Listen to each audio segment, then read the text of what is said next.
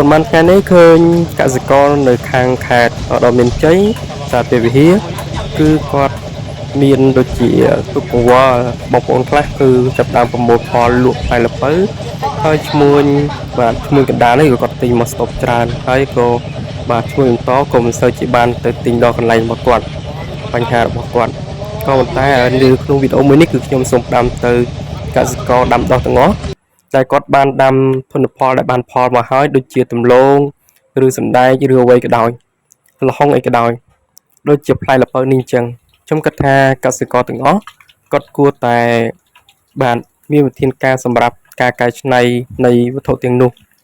ដើម្បីតាមតំបន់អីបងប្អូនគិតសាកមកមើលទៅចេកឆឹងបាទដលងឆាបឬអីដលងឆាបចេកឆាបអីចឹងបងប្អូនបាទជាស្រ័យគឺដលងឆាបចេកឆាបឬត្រាវឆាបអីជាដើមអញ្ចឹងខ្ញុំសាកជាមួយនឹងកាលនេះគឺមកធ្វើជាល្ពៅឆាបក៏ប៉ុន្តែមានអីបងប្អូនគឺអាចទទួលជាទានបានហើយផ្លែល្ពៅខ្ញុំគិតថាអាចយកធ្វើជាម្សៅល្ពៅទៀតបងប្អូនបាទយើងអាចកែច្នៃផ្លែល្ពៅទាំងនោះបានអញ្ចឹងបងប្អូនដែលដាំកសិកម្មទាំងអស់ដែលបានផលហើយយើងគួរតែរៀនកែច្នៃដើម្បីបានរបស់ហ្នឹងគឺលក់ជារបៀបផ្សេងទៀតដើម្បីឲ្យទិន្នផលទាំងនោះដើរដំណើរការល្អ